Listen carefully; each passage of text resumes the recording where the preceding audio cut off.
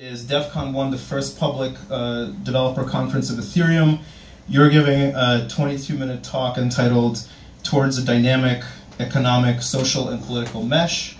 This can be seen as really the inaugural kind of vision outlined for ConsenSys, and you use phrases like a new organizing principle for humanity, phrases like a constellation of projects, quasi-stable dynamic equilibria, and so on and so forth. Can you talk to us about what is a mesh and why that is the best structure to do what ConsenSys has set out to do? That really does sound prescient, doesn't it?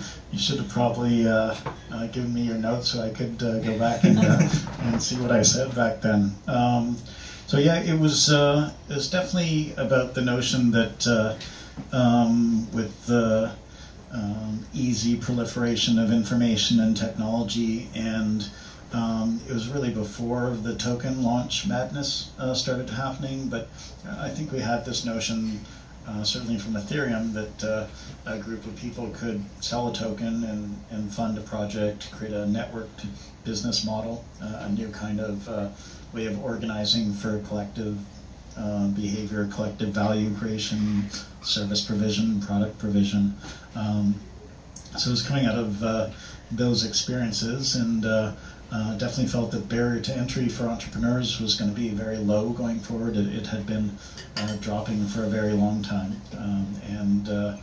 So the idea was that we shouldn't try to create the next Google, Apple, Microsoft, Oracle, Amazon. We should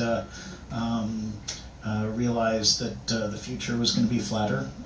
Decentralization implied flatter organizations, and the idea was to create a situation where entrepreneurs would be happy to be for a very long time, wouldn't feel like they would want to leave their department where they're creating a product and take some of their colleagues and form their own company and own it that way. So within ConsenSys, within the mesh of projects and companies that we would create and now have created, we could have lots of entrepreneurs and serial entrepreneurs, and so it worked out reasonably well. And I think I ended that talk with sort of a call for an ownership society where many more people would have economic, political agency, and we're seeing that these network business models, these protocol-based open platforms,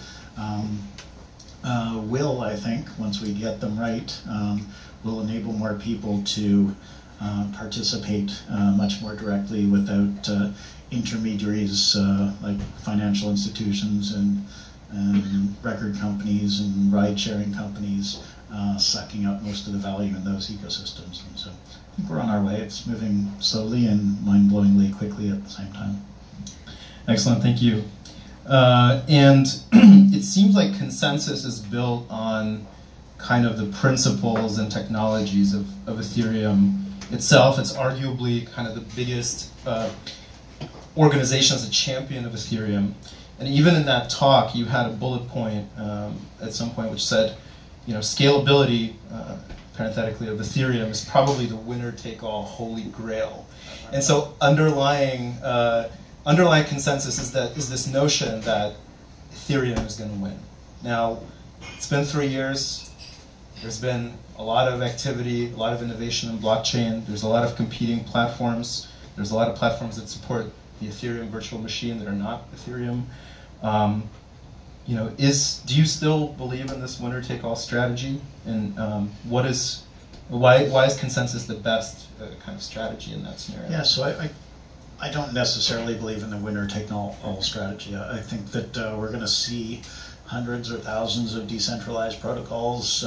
Some of them will be big and dominating some sort of niche, or one of a couple different platforms in a certain niche. So I think Ethereum is very large, astonishingly large. It's really hard to know how large it is from the outside, and it's growing exponentially. So the amount of activity now compared to 9 months ago is 1.5 orders of magnitude, I think. And so I think Ethereum is going to be significant going forward. But we'll need protocols for decentralized storage and bandwidth and heavy compute and proof of location and all sorts of different elements.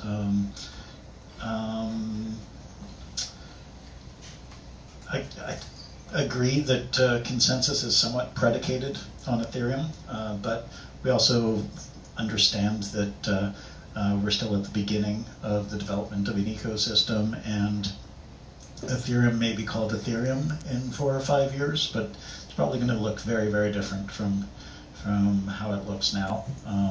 And there are some great other protocols out there. The Definity is doing really good work, and Archine's an interesting project. Hopefully they'll get more traction, bigger community. Cardano's doing some good work, and so I think we will all liberally steal from one another and carve out some interesting niches. So at present, there really aren't other radically decentralized protocols that can handle trusted transactions, automated agreements, smart software objects. So Ethereum has a big lead, but still not much scalability. I think we're moving essentially into phase 2 or epoch number 2, where we've got lots of sidechain mechanisms, plasma, and different kinds of relay mechanisms that will link those sidechains into Ethereum. So we'll get scalability at layer 2 and the trust layer. I don't think there's a better alternative at this point than Ethereum, and it could be that that lasts for a pretty long time. It's almost like you're implying that you might diversify at some point, where you see alternatives that are viable. Well, diversify, yeah, we're always looking around. Right now, there's no choice that's even close from our perspective, but we still need a whole lot of technology at layer 2 to take us until some other protocol comes along to displace Ethereum, which I'm skeptical of, or until Casper, sharding, etc. Really emerges. And I know we go back and forth with different versions of Casper, and it appears that we're spinning our wheels, but there's just so much subtle thinking that is being done. And I don't know if you read Vitalik's tweet storm from a couple days ago, but it really presents a coherent narrative, a trajectory through a whole lot of thinking, and the degree of subtlety and sophistication that is going on is really quite impressive. And there are a small number of other projects in the space, very, very small, that have that level of thinking going on. Absolutely agree there. Around the time that I walked into ConsenSys, I guess maybe late 2015, early 2016, you guys were a company of about 100 people, headquartered in, of all places, Bushwick, Brooklyn. Can you talk about how you guys have grown over the last three and a half years, and Sure. What have you learned from that growth? Around the time that I walked into ConsenSys, I guess, 2015, early 2016. That's the live peer. Thank you. It's working.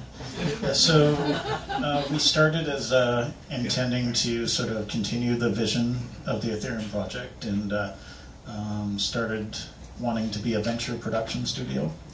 We started building a few applications, realized it was hard building applications with no developer tools in an ecosystem that didn't really exist, and so we built developer tools, and those have seen lots of downloads and have helped drive the developer community, grown the developer community into what is, I think, by far the biggest blockchain developer community in the world. So Ray Valdez, who started the the blockchain practice at Gartner estimated that the Ethereum community, based on a whole bunch of different factors, was 40 times larger than number 2, which is the IBM Fabric community. So we built infrastructure. MetaMask made it possible to run applications without having to first ask your customers to download the client from the Ethereum website and take 8 hours or 3 days to sync it to your laptop. And Infura started out just enabling our internal projects to build test nets for themselves, test systems, and very quickly it was obvious that the rest of the world would be excited to use it, and that's a very sophisticated team at this point. They handle about twice as many queries as Google handles in a day, which is a testament to how terribly architected our applications are. Just a lot of polling every time you all check your wallet balances. So. How many people work at ConsenSys today? So currently we're a bit over 1,000. And we operate along 4 prongs of activity. So there's the product prong. So it's all that infrastructure stuff, core components like identity and Alethio. It's a very sophisticated blockchain explorer and governance tools and accounting systems, reputation. Lots of these protocol-based open platforms, network business models, and niches like music and soon supply chain and longitudinal health records and many others. Prong number 2 is consulting. So we've done lots of work in energy, supply chain, healthcare, banking, insurance, some others, and a bunch of government work and some work with some central banks. On the government side of things, we've done identity in Zug in Switzerland, where citizens are able to access government services, and recently voted in a plebiscite, which is kind of cool. And it's a small pilot project, and it's being used in a couple other places that aren't publicized yet. We are driving thought leadership with the European Union Blockchain Observatory, so interacting with member nations and writing some papers in that context. We've done land registry and document signing systems, and our supply chain track and trace team came out of a bunch of consulting work that we did. Lots going on that front. Built real-time gross settlement systems for a couple of central banks. Academy, education is the 3rd prong. Trained and or graduated about 1,500 blockchain engineers. Turns out that's the best way to hire blockchain engineers. Find some great software engineers and teach them how to do blockchain.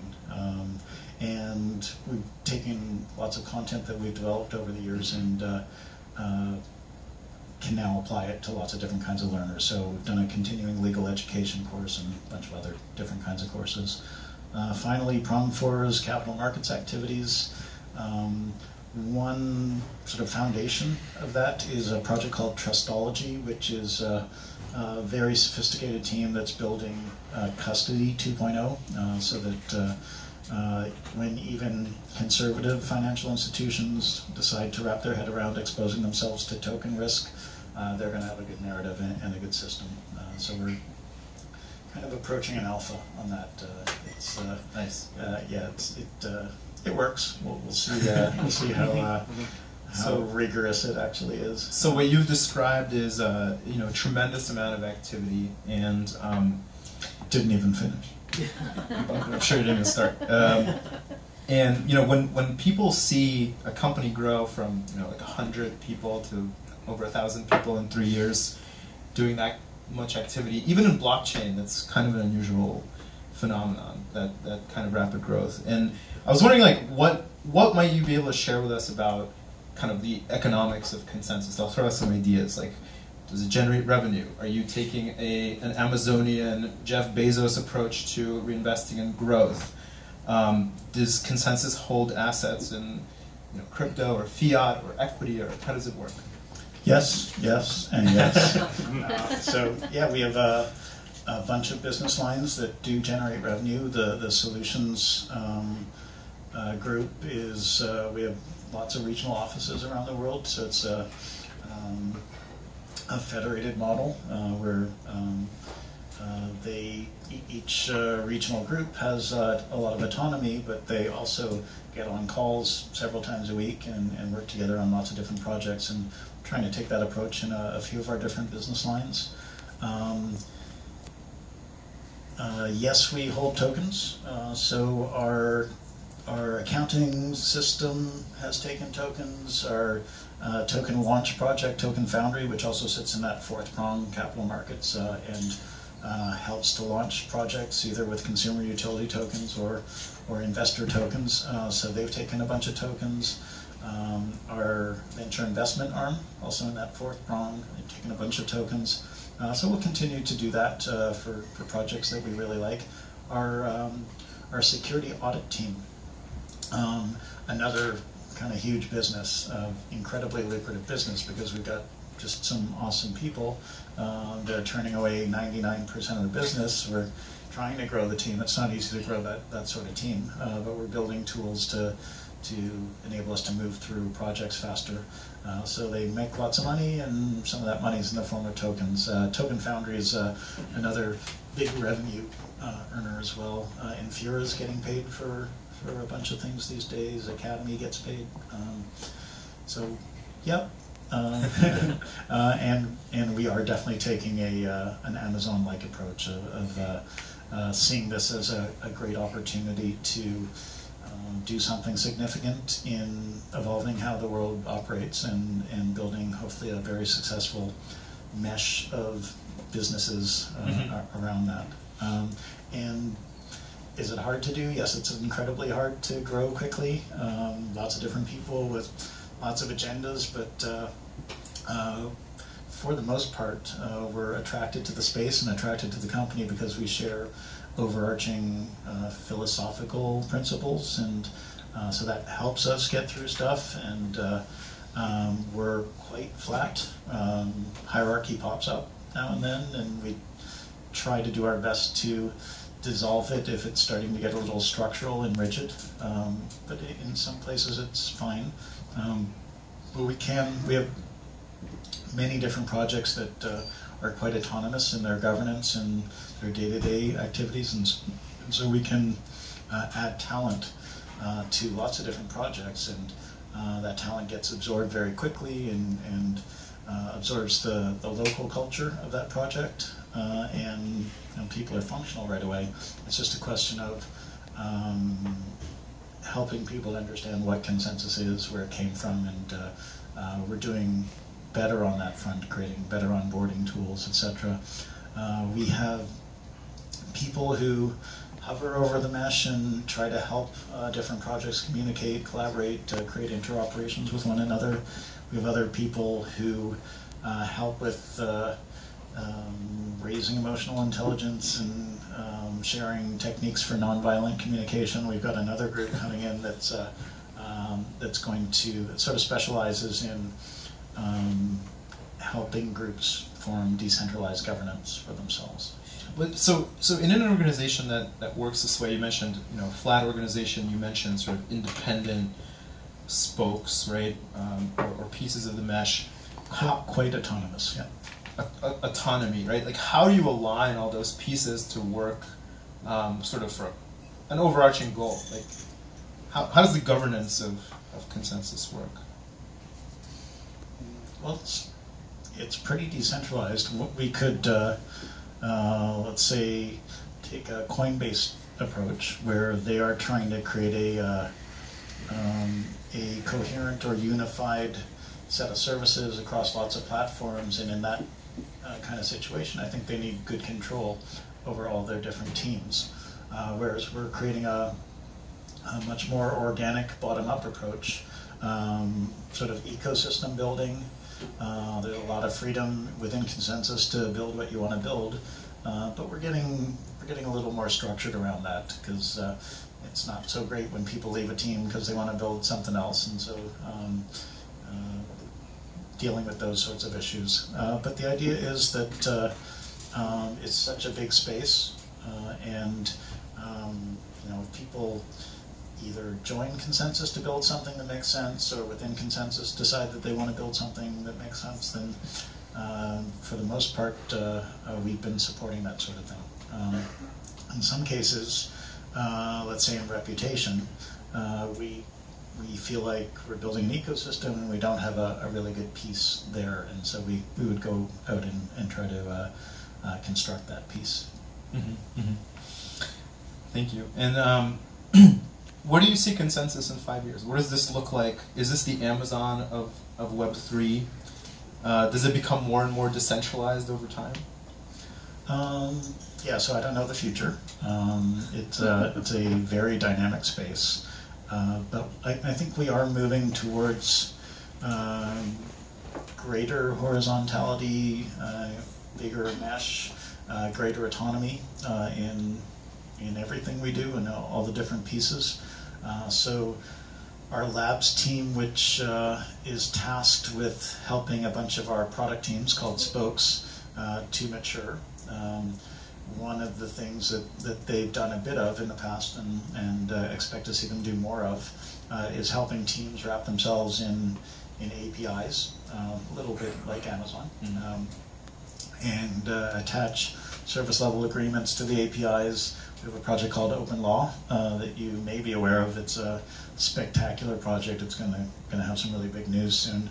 And Open Law is basically blockchain-based, legally enforceable agreements. And so you can, in an SLA, let's say our marketing group has an API and an SLA, and that's constructed in the form of an open law agreement. You can send data into these agreements, legally enforceable agreements. You can send money into these legally enforceable agreements. Clauses in those agreements can pay out money when certain conditions are met. And so whether it's our product teams or even our service circles like HR and finance and marketing, if they all are exposing their capabilities, then they sort of become even more autonomous units, and people or groups within the mesh can use those services, and they're not constrained to doing that. If you feel like you're not getting what you need from the marketing group, then you can go outside of ConsenSys. But the interesting thing about that is if we do a good job of wrapping all those functions, use 5 of them or 7 of them, they can token launch themselves and market themselves, and they can use our HR decentralized employment organization, and they can use our finance tools that we built and essentially maybe permissionlessly attach themselves to the ConsenSys mesh. Excellent. And we mentioned open law and kind of being able to integrate essentially blockchain technology into kind of existing legal framework or legal environment. In general, how much does the outcome of ConsenSys depend on sort of the regulatory landscape, especially here in the United States, for blockchain technology, and what is your outlook on that as a company? I think it heavily depends on the global regulatory landscape. We want to keep doing what we're doing without being unnecessarily encumbered, either defending ourselves or I'm sure we won't get to the point where people in the blockchain space are incarcerated for doing blockchain work, but we pay a ton of attention to regulation. We speak with regulators around the world heavily in this country. I think we're so it breaks into 2 streams basically: securities law and money transmission issues. And so with securities law, I'm very comfortable that things are shaping up beautifully in this country and well in many other countries. Bill Hinman, Director of Corporate Finance of the SEC, about 2 months ago, basically declared Ether was not a security.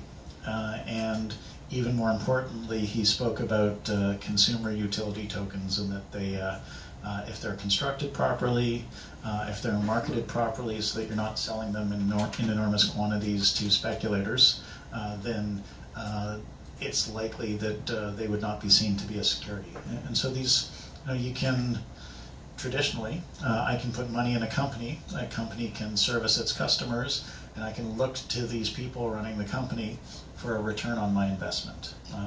With this new construct, this network business model, I can buy a token that represents some sort of utility, some of the business logic of this platform, but I can also take a role in that platform and add value that way. And I and other people and other companies are essentially participating in a peer-to-peer networked economy, and that's not an investment in the same sense that basically because I'm not relying on a group of people to return value for my investment. I am a participant in that situation, and so it's pretty exciting to me that regulators, important regulators, the very long-armed regulators, are thinking very innovatively. They've been really impressive in how they're understanding the space and giving quite a lot of leeway. So they definitely are clamping down on obvious frauds, and I don't think that they're interested in. Well, I know they're not interested in killing blockchain for America, and so they have to be very careful in their messaging. They have to say a whole bunch of positive things, but they've also been very clear that they're going to continue to enforce securities law as they have been for many decades, and there won't be any blockchain projects grandfathered in just because they're blockchain projects. So there will be more to come, I think, from that agency. Maybe some difficult statements for some projects. So you seem bullish. Are you thinking of like a kind of time frame in your mind when you think it will get figured out? Or? The SEC doesn't ask me fair enough. When they should act on stuff. I have one more, and then excitingly, I'd love to open it up to the audience for some questions. But so after 3.5 years as the leader of ConsenSys, I am not the leader. Figuratively the leader. Are there leaders that you admire, or sort of, even if you're not the leader, like do you pattern kind of your behavior after someone that you've admired in the past? No, not really.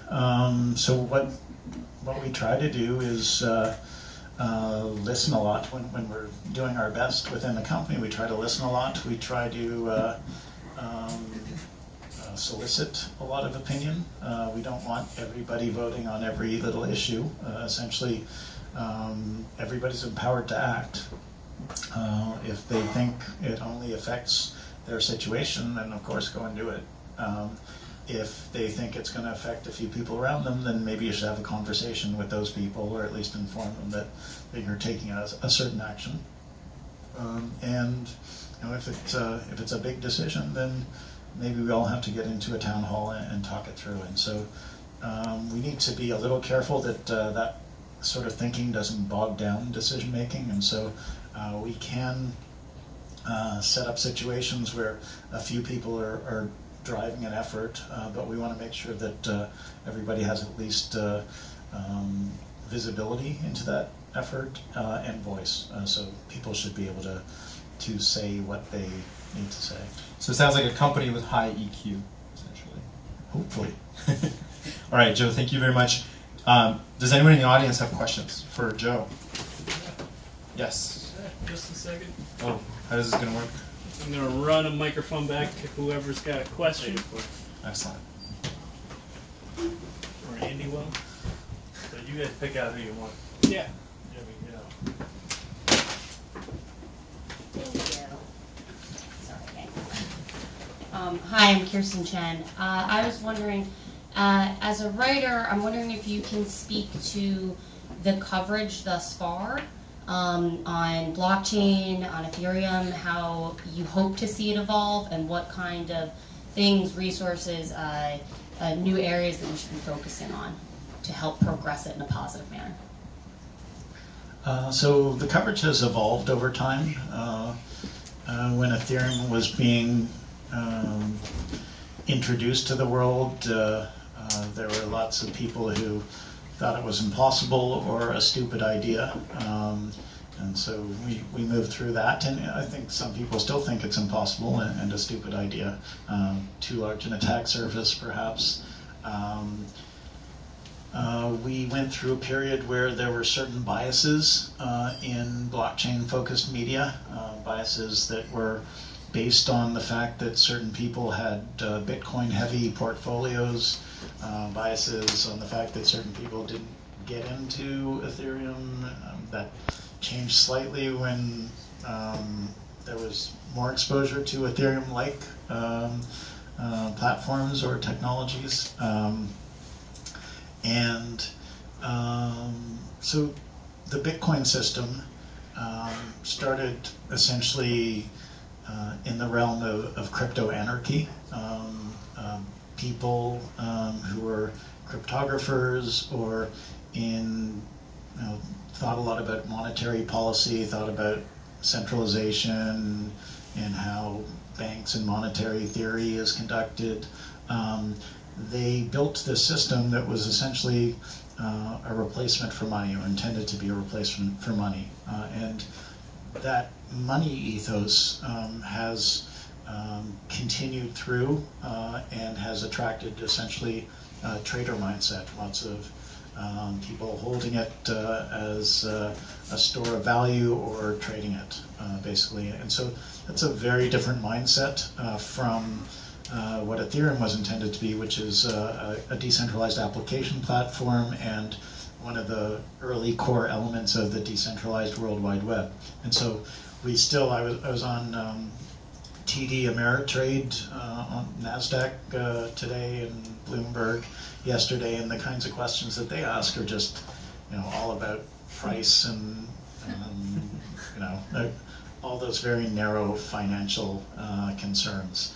And that's, so it's relevant, it's interesting, but it's such a tiny element of what I hope we all are paying attention to, which is moving from Web 2.0 to Web 3.0, moving from siloed walled garden systems to shared, trustworthy, collaborative infrastructure, fixing the fact that the internet or the web never had an identity construct, and it has enabled all these businesses to define identity to serve their own business models, and so that's become problematic for the globe. It's become really quite exploitative, and I think we're on the cusp of moving toward solutions to that. So hopefully and it's really hard too, because this stuff is so early and very complex and very subtle, and so unless you're immersed in it, it's just really hard to understand what's going on and why. And so I guess people from their own perspective will appreciate it for what they care about, and that's great. I mean, I don't need to, and it should be the case that there should be so many people attracted to aspects of the ecosystem that I'm not in sync with, and maybe I don't even respect their perspective, but we need them in the ecosystem, because unless we pull virtually everybody in their own role, then I don't think we'll be significant.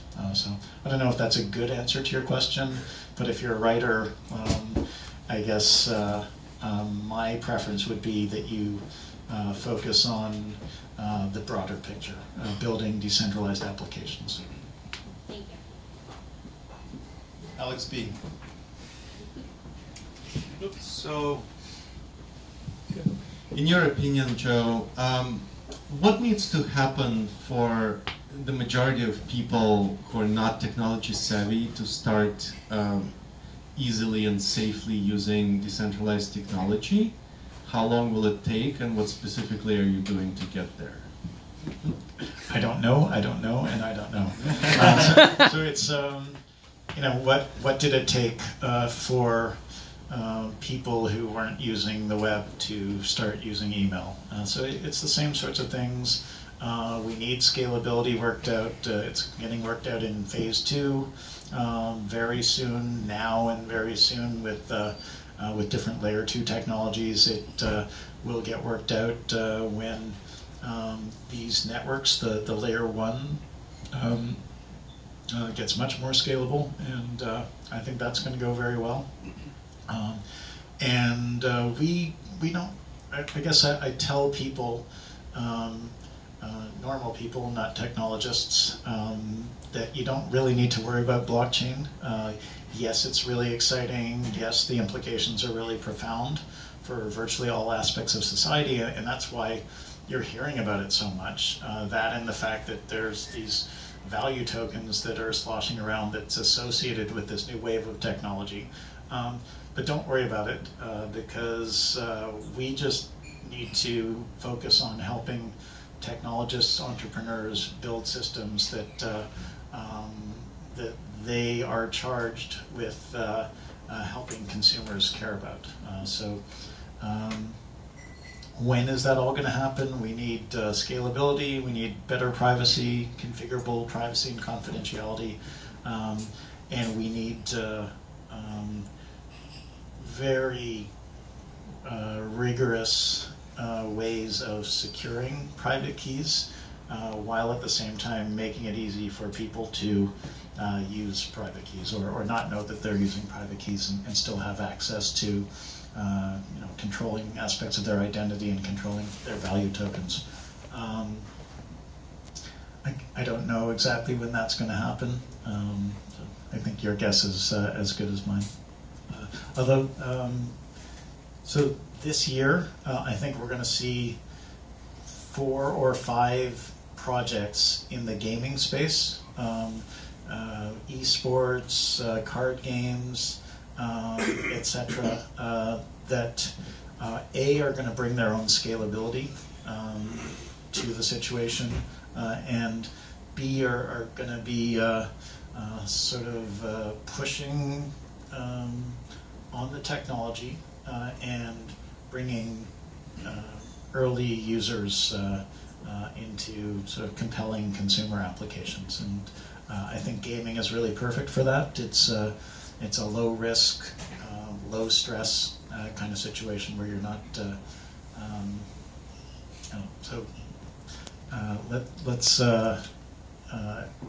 I think I do expect that we'll see some early big wins in that space. Nathan? What's the relationship between parity and the Ethereum Foundation, and why hasn't there been a public audit of the Ethereum Foundation? Sorry, can you repeat the question? Yeah. So what's the relationship between parity and the Ethereum Foundation, and why hasn't there been a public audit of the Ethereum Foundation? So Gavin Wood was a founder of Ethereum and left the foundation to start Parity, and the Parity team continues to build an Ethereum client, and in order to be an Ethereum client, you have to implement the Ethereum protocol, and so they have to stay in sync with the Geth team and the new Python team, and so there have been some flare-ups, but there's I think reasonably healthy communication going on right now.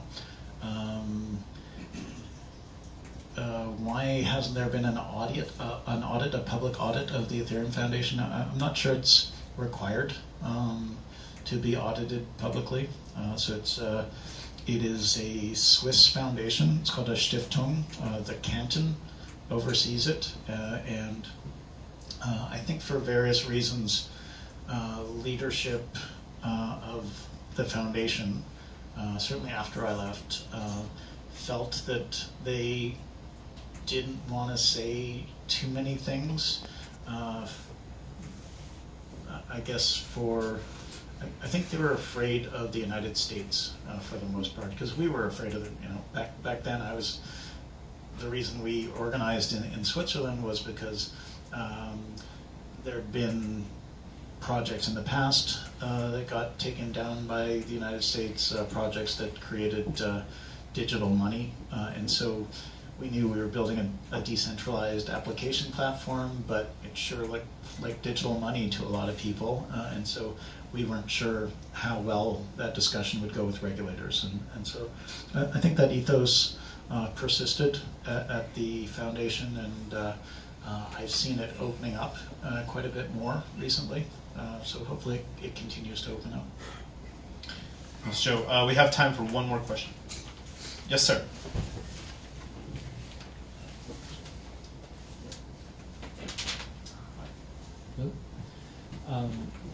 So the ICO phenomenon has, in general, allowed a small number of people to accumulate quite a bit of capital, and I was wondering if you had, and also the move to proof of stake is kind of a rich get richer model in general.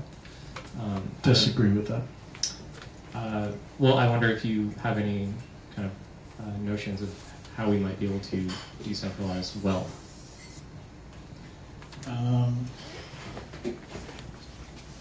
So I guess the premise would be that that we should try to spread wealth very evenly. I'm not sure that that's a valid premise. I think spreading wealth and power more broadly is a great idea, but certainly models like universal basic income could help with that, and as we move into a world where a bunch of our needs are taken care of by technology, I think that'll come into play. So token launches, in my opinion, are a much more democratic way of accessing capital and deploying your capital. Anywhere in the world, somebody who cares about a project could buy a token. It could be a young esports enthusiast who buys tokens on a platform, and I think it's just a much better system than what we've had before with traditional capital markets, venture capital markets, etc.